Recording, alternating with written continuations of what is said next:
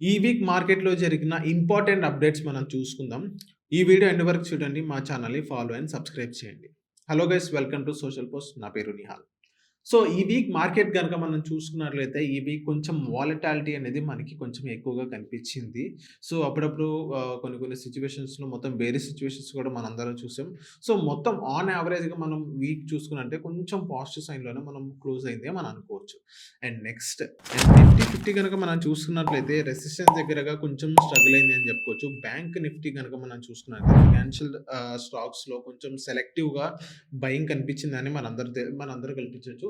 So, ఇక్కడ మనం చూసుకున్నట్లయితే గ్లోబల్ పరంగా కొంచెం క్లూస్ అనేది మనకి రావడం జరిగింది. గ్లోబల్ పరంగా ఇప్పుడు క్రూడ్ ఆయిల్ ప్రైస్ అనేది కొంచెం పెరిగిందని చెప్పుకోవచ్చు. దానివల్ల కొంచెం సెంటిమెంట్ అనేది అక్కడ కొంచెం స్ట్రగుల్ అయింది క్రూడ్ ఆయిల్ పెరగడం వల్ల.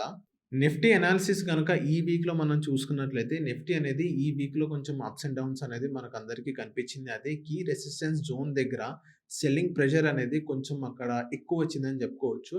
అండ్ సపోర్ట్ లెవెల్స్ దగ్గర మనం చూసుకున్నట్లయితే అక్కడ దగ్గర దగ్గర బయర్స్ అనేది కొంచెం అక్కడ యాక్టివ్‌గా ఉన్నారని మనం చూసుకోవచ్చు. అండ్ ఎఫ్ఐఎస్ విషయానికొచ్చినట్లే ఎఫ్ఐఎస్ వాళ్ళు కొంచెం కాషన్‌గా ఉన్నారు. సో, ఎవరైతే షార్ట్ టర్మ్ ట్రేడర్స్ ఉన్నారో వాళ్ళందరూ కొంచెం బౌండ్‌లా బిహేవ్ చేశారు. బ్యాంక్ నిఫ్టీ ఫినాన్షియల్ స్టాక్ సపోర్ట్స్‌తో కొంచెం గట్టిగా పెర్ఫార్మెన్స్ చేసిందని చెప్పుకోవచ్చు. అండ్ PSU బ్యాంక్స్ కొంచెం మనకి కొంచెం స్ట్రెంథెనింగ్ ఇచ్చింది. అండ్ నెక్స్ట్ ఇప్పుడు నార్మల్‌గా ఇప్పుడు నార్మల్ ప్రైవేట్ బ్యాంక్స్ కనుక మనం చూసుకున్నట్లయితే కొంచెం వాళ్ళు కూడా కొంచెం మనకి స్ట్రెంథెనింగ్ ఇచ్చినాయి అని చెప్పుకోవచ్చు. సో, ఆర్‌బీఐ పాలిసీ కూడా ఎక్స్‌పెక్టేషన్స్‌కి కొంచెం ఇంపాక్ట్ చూసిందని మనం చెప్పుకోవచ్చు. బ్యాంకింగ్ సెక్టార్స్‌లో గనుక మనం ఓవరాల్‌గా మనం చూసుకున్నట్లయితే బ్యాంకింగ్ సెక్టార్ స్ట్రాంగ్‌గా ఉంటే సో, ఓవరాల్ మార్కెట్‌కి కొంచెం సపోర్ట్‌గా ఉంటుంటది. And next mid cap and small cap. So, mid cap and small cap స్టాక్స్‌లో కొంచెం సెలెక్టివ్‌గా ర్యాలీ కనిపించింది. అండ్ లాంగ్ టర్మ్ ఇన్వెస్టర్స్ ఎవరైతే క్వాలిటీ స్టాక్స్‌లో వాళ్ళు ఆపర్చునిటీ కోసం కనిపిస్తున్నాయో సో, వాళ్ళు కొంచెం ఆపర్చునిటీ కనిపిస్తున్నాయని మనం చెప్పుకోవచ్చు. కానీ ఓవర్ వాల్యుయేషన్ స్టాక్స్‌లో ఉన్న కొంచెం జాగ్రత్తలనేది కొంచెం మనకి అవసరం అన్నమాట. అండ్ గ్లోబల్ ఫ్యాక్టర్స్ కనుక మనం చూసుకున్నట్టయితే యూఎస్ మార్కెట్‌లో కొంచెం మూవ్‌మెంట్ వచ్చింది. డాలర్ ఇండెక్స్ అనేది సో, ఫ్లక్చుయేషన్స్ అయిందని మనం చెప్పుకోవచ్చు. అండ్ క్రూడ్ ఆయిల్ ప్రైస్ అనేది కొంచెం పెరిగినాయని మనందరం చెప్పుకోవచ్చు. అండ్ నెక్స్ట్ ఇవన్నీ మన ఇండియన్ స్టాక్ మార్కెట్ మీద కొంచెం ఇంపాక్ట్ చూపించినాయని మనందరం చెప్పుకోవచ్చు.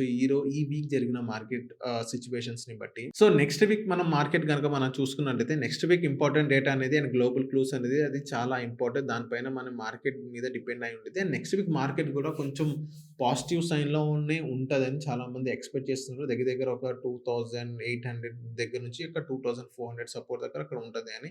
ఈ మధ్య కన్సాలిడేషన్ అవుతదని చాలామంది చెప్పడం జరిగింది. సో, చూద్దాం నెక్స్ట్ వీక్ మార్కెట్ ఎలా ఉండబోతుంది? మీకెలా అనిపించింది? ఈ week market and next week market ఎలా ఉండబోతుందని మీరు కింద కామెంట్ చేయండి. అండ్ ఇలాంటి వీడియోస్ మా ఛానల్‌లో వస్తూ ఉంటాయి. మా ఛానల్‌ని ఫాలో అండ్ సబ్స్క్రైబ్ చేయండి.